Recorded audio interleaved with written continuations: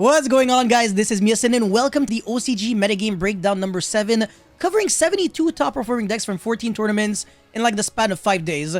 And of course, you already know it's Splight Tier 0, nothing changed, still the same old variety. And this format is absolutely beautiful. I mean, this is actually the kind of format I would love having fun in, because it really does show skill in deck building, since you're always expecting the exact same decks to be played. So all you have to do is just deck build exactly for those decks, and you're actually good to go. So before this video starts, make sure you like and subscribe. Check me out on Twitch and Instagram, and now let's get right into it. So yeah, number 1 best deck is obviously Splight, obviously. So 37 out of 39 are playing Pure, and only 2 of them are playing with the Brave token, which I really don't understand since everything is at 1, right of Eremisia and Aquamancer. Second best deck would be Tier Le Mans, so 6, the majority of them are actually playing with the branded engine, so 8 out of 11. And only 2 are being played as Pure. And one of them is actually played by a world champion of 2018. Oh my god, I forgot his name, but yeah, this is like the spiciest version of Tier Le Mans. So you guys are actually gonna love this. And third best deck is Eldritch, but not by a long shot. And then add Emancipator, 1 Pure, and then 1 Punk. This makes no sense, but okay. Lawn Mowing, Tier Le Mans Shadal. Again, this should have been in this category, so it's actually 13 and not 11. So a little misleading. 2 Math Mech, 1...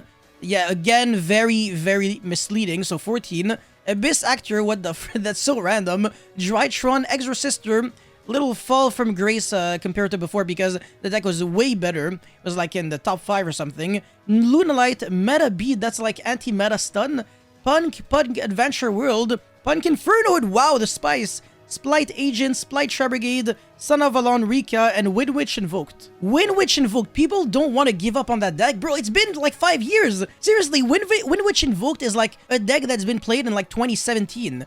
I can't believe people are still playing this in 2022. Like, obviously, Invoked Dogmatic is like the best version of Invoked right now, but goddamn, this is actually insane. But anyway, Splight. Alright, very interesting. So, and by interesting, I mean not interesting. Sun Haozi went, I probably butchered that name, went 9-0. Oh, congratulations, must be nice. Finished 1 to 4th in UES, which had a lot of participants. So basically, YCS level. And basically, he's playing what people probably believe is the most optimized version of Splight. So 15 hand traps, 1 Nibiru, triple Maxi, 1 DD Crow, because the DD Crowing the Rodent Totem is broken, triple Ash because it negates Maxi, double Ogre because it negates quote-unquote and destroys Gigantic Splight since it doesn't detach for cost, triple Veiler and triple Imperm with the 1 cross out, double Call by the Grave because you're not trying to lose the hand traps, only 2 Pot of Prosperity is very interesting, why not 3? And then 1 Smashers, triple Starters, only 1 Carrot, 1 Red, and everything else is very standard. And now people are all playing Obnimaru, the Soul Sweeper, so it's kind of like a little Farfa. It banishes a monster upon controls until the end of the next end phase. So people are playing that instead of Cerberus, which can only destroy monsters in the opponent's main monster zone. So it's not actually that ideal. And apart from that, nothing too spicy to cover. Everything is relatively straightforward. I guess Hita is the new card that everybody is playing because it revives back the opponent's Splight Elf, which is kind of broken. And you can make access code, but you can't... I don't know, not really playing it, so interesting.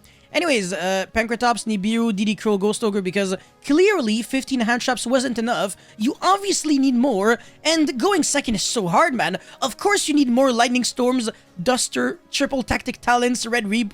Oh my, this is actually ridiculous, man. So many freaking going second cards in a deck that's already playing mad going second cards. I wonder why there is a problem with going second in Yu-Gi-Oh right now.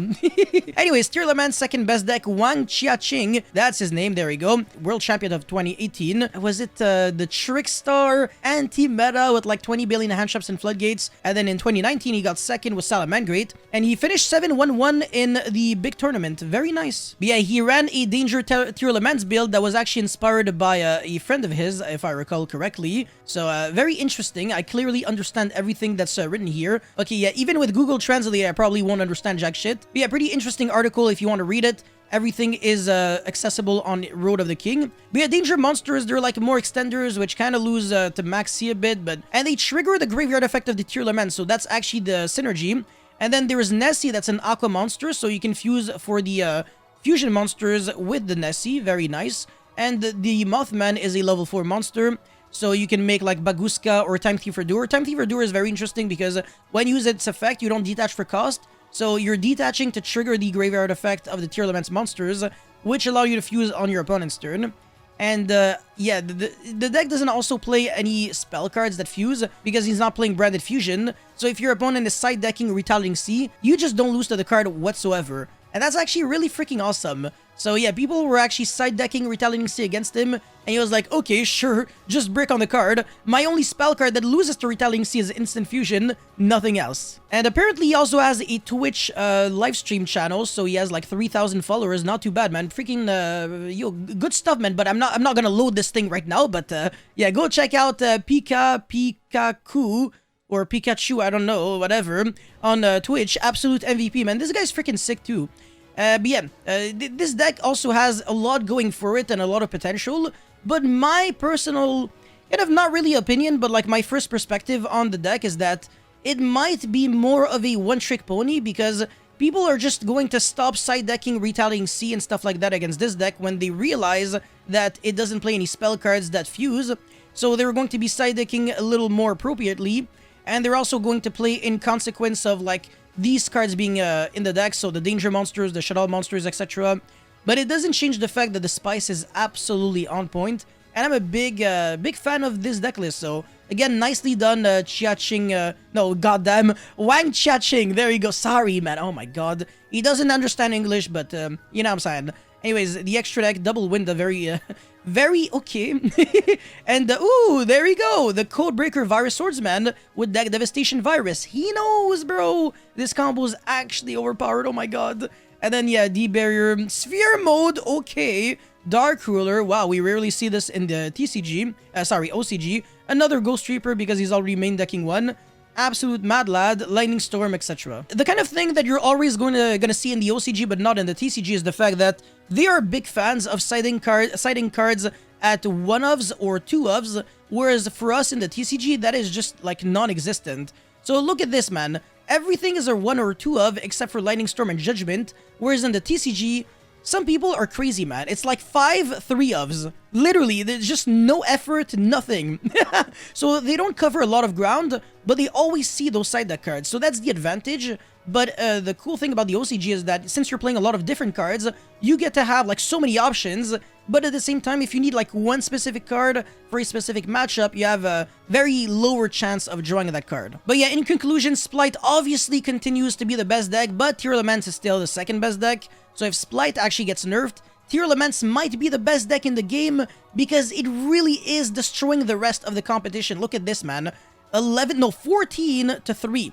So it's clearly better than Eldritch by a long shot, even though we could actually argue that Splight kind of dying off would make the other decks better, and they could actually deck build to be Tier Elements, but yeah, Tier Elements branded is like, oh my god, it's actually overpowered. Fusion summoning has never been this good in Yu-Gi-Oh! And it shows, man. Despia and then Tier Elements, 2 decks in a row that are just incredibly good with purple cards. God damn, I'm really happy as a purple player myself. But that's pretty much it for this OCG metagame breakdown. Let me know how you guys actually feel about all of this in the comment section below. As always, don't forget to like and subscribe, and I'll see you guys very soon. Peace.